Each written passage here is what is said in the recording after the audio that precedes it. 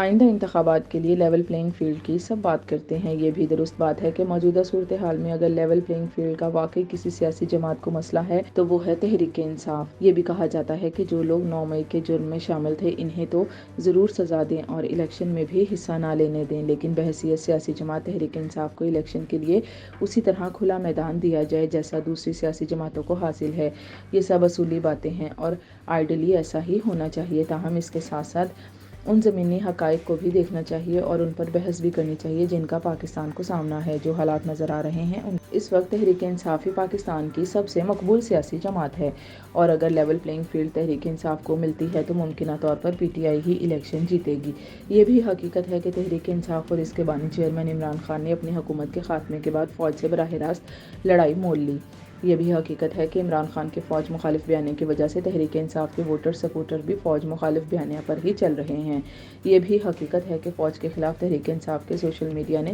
درجنوں کمپینز چلائیں اور فوج کے خلاف نفرت کو ابھارا۔ فوج پر 9 مئی کے حملے کسی سازش کا نتیجہ تھے یا نہیں، لیکن یہ حقیقت ہے کہ فوجی علاقوں میں احتجاج کا فیصلہ پارٹی قیادت کا تھا اور فوج پر جو حملے کیے گئے وہ اس نفرت کا نتیجہ تھے جس کا بیج عمران خان اور ان کی جماعت اور سوشل میڈیا نے فوج کے خلاف بویا۔ یہ بھی درست ہے کہ 9 مئی کے سانحہ کے باوجود فوج مخالف بیانیہ کو ختم کرنے اور اس سے فاصلہ اختیار کرنے کی کوئی سنجیدہ کوشش تحریک انصاف کی قیادت نے نہیں کی، بلکہ 9 مئی کو الٹا اپنے خلاف ہی سازش گردانا۔ آج بھی پاکستان سے باہر بیٹھے ہوئے تحریک انصاف کے لوگ اور عمران خان کے دوست فوج اور موجودہ آرمی چیف کے خلاف گھٹیا پروپیگنڈا میں مصروف ہیں جس پر تحریک انصاف کی قیادت نہ کوئی مذمت کرتی ہے نہ ہی کسی کو ایسا کرنے سے منع کر رہی ہے۔